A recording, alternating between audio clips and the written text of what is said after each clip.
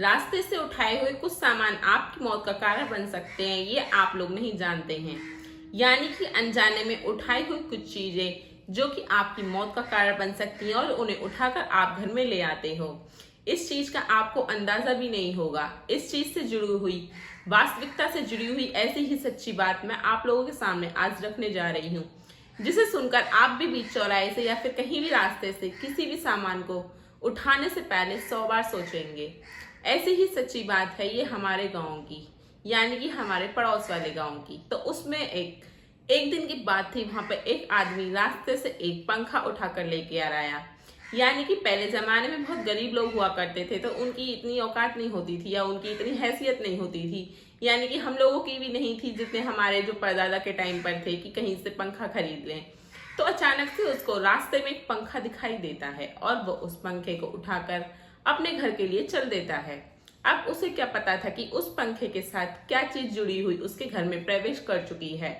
इस चीज का उसको अंदाजा तक नहीं होगा कि वो उस पंखे के साथ क्या चीज अपने घर में ले आया है। लेकिन उसको तो बस ये खुशी थी कि मैं अब अपने घर में पंखा ले आया हूँ और आराम से सब लोग गर्मियों में आराम से चैन की नींद सोएंगे।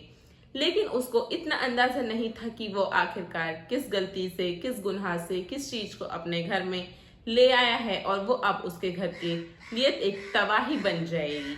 अब अनजान व्यक्ति इस चीज को अपने घर में ले आया, लेकिन उसको ये मालूम नहीं था कि उसके लिए वो चीज उसके लिए एक तबाही का रूप लेकर आई है। अब वो उस पंखे को अपने घर पर लेकर आता है। उसका परिवार एकदम खुशहाल चल रहा होता है, यानी कि उसके घर में हर खुशी आ रही होती है और हर चीज आ रहा होता है।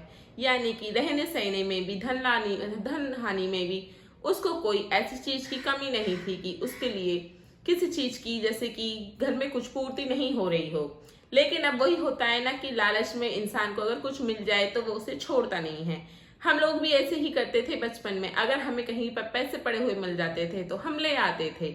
लेकिन हमें क्या पता था कि ऐसी चीजें कभी भी अपने साथ नहीं लानी चाहिए, क्योंकि ये चीजें ऐसी होती हैं जो हमारे साथ कुछ ऐसी, इनके साथ जुड़ी हुई कुछ ऐसी रूहानी ताकतें या फिर ऐसी गंदी चीजें या फिर ऐसी रूहानी शक्तियां हम लोगों के साथ आ जाती हैं।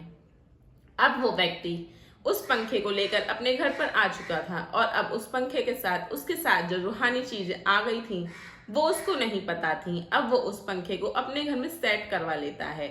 यानी कि जो हमारी ये बात है हमारे गांव के पड़ोस वाले गांव की है, तो वहां पे सब लोगों के साथ ये बात फैल गई थी कि हाँ, वहां पे कुछ ऐसा था, ऐसा कुछ हुआ था। क्योंकि अड़ोस पड़ोस के गांव में सारी बातें फैल ही जाती हैं, चाहे वो बातें कहीं की भी हों।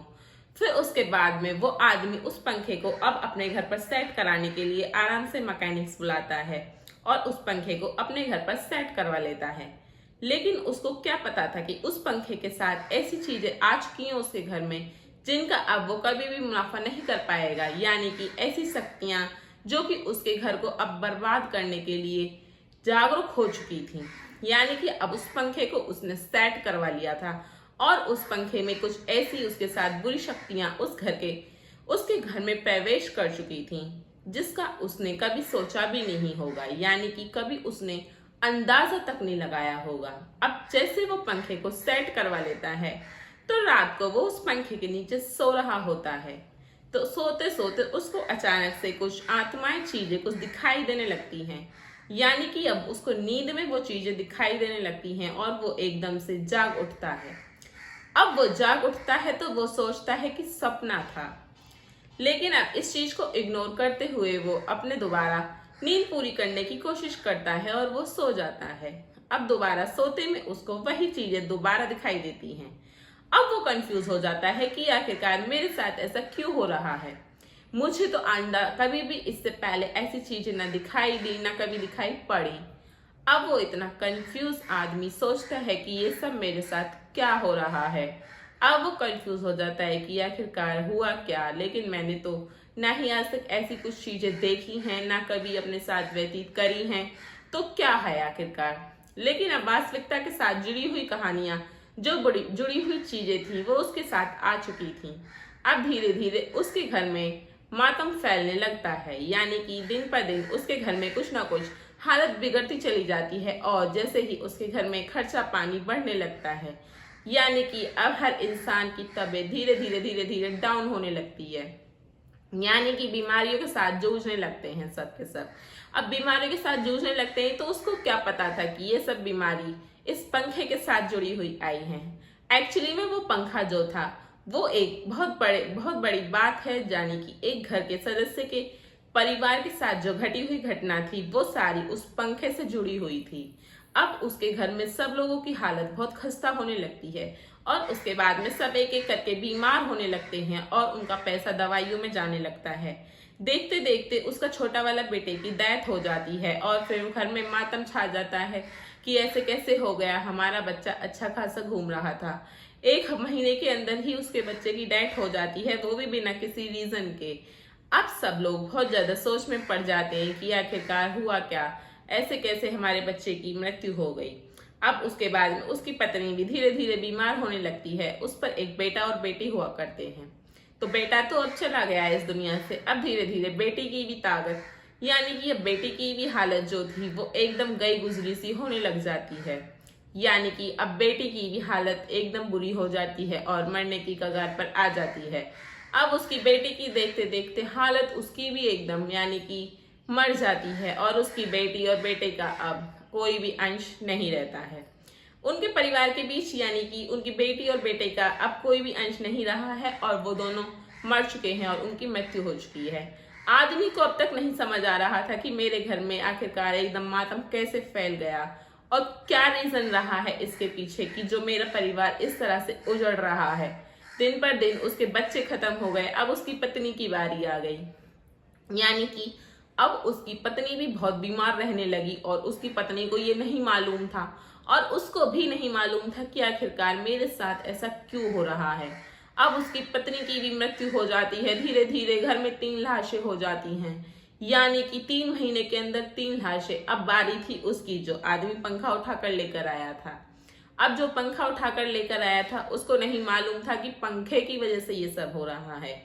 अब वो अपने एक पंडित जी के पास जाता है और बोलता है कि मेरे घर में अब खुशियों की कोई जगह ही नहीं रही है, मैं किस चीज से खुश रहूं, मेरी बीवी चली गई, मेरे बच्चे चले गए।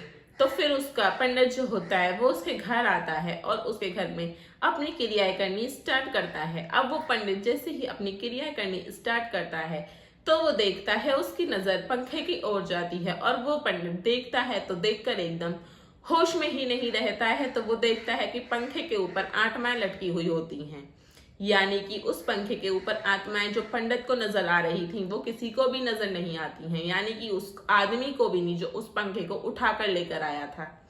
अब उसको पंडित को समझ आ गया था, वो देखकर उसको हंस रही थी और पंडित जो था वो समझ चुका था कि इस घर में जो विनाश फैला है वो किस कारण फैला है। अब पंडित बोलता है उससे कि तू ये पंखा कहाँ से लेकर आया था। अब वो बोलता है कि मुझे ये रास्ते में मिल गया था तो मैं उठाकर इसे अपने घर ले आया। अब वो बोलता है, मूर्ख आदमी, तेरे घर में जितनी भी घटनाएं घटी हैं सब इस पंखे के द्वारा घटी हैं। तो वो बोलता है, पंखे के द्वारा कहना क्या चाहते हो आप। तो अब वो बोलता है कि इस पंखे के द्वारा, इसे तू जहां से लेके आया इसे वहीं फेंक कर आ। अब वो ऐसा ही करता है, उस पंखे को वहीं फेंक कर आ जाता है। लेकिन चीजें यही नहीं खत्म होती हैं, वो पंखा अगले दिन फिर उसकी छत पर आकर टंग जाता है और वो देखकर एकदम हक्का बक्का रह जाता है कि ऐसा कैसे हो सकता है कि मैं तो पंखे को फेंक कर आया था, ये पंखा दोबारा यहाँ आकर कैसे लटक गया। अब यानी कि वो पंखा जो था वो अब उसकी भी मृत्यु लेना चाहता था, यानी कि अब उसको भी खत्म करके और अपने बदला तो नहीं कह सकते क्योंकि वो तो अनजाने में लेकर आया था। तो अब उस पंखे की जो आत्मा थी वो उस आदमी को खत्म करना चाहती थी। उसका मकसद था कि अब मैं इसे भी खत्म करूंगी। अब वो आदमी अपने पंडित को बुलाता है और बोलता है कि ये पंखा दोबारा देखो यहाँ पर आकर लटक गया, जबकि मैं इसे फेंक कर आया था। अब वो पंडित समझ चुका होता है कि इसमें कुछ जो ताकतें हैं, रूहानियत ताकत, वो जो है बहुत ज्यादा शक्तिशाली हैं और वो अब इसका सफाया करके ही यहाँ से जाएंगी। अब पंडित जो था वो समझ चुका था कि इन चीजों से छुटकारा पाना है तो कुछ ना कुछ तो करना पड़ेगा ही। अब जैसे ही पंडित उसको पढ़ना स्टार्ट करता है, उस पंखे के ऊपर अपने मंत्र स्टार्ट करता है, तो वो पंखा एकदम चिड़चिड़ करके चलने लगता है और बोलने लगता है। तो पंडित बोलता है, कहाँ से आए हो तुम और क्यों आए हो और जा क्यों नहीं रहे हो।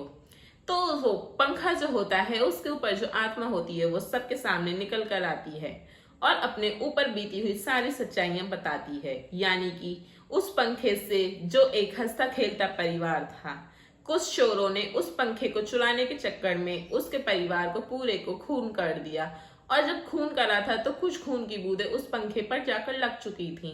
अब वो घर तो वीरान हो चुका था, क्योंकि उस घर में अब सदस्य ही नहीं रहे थे।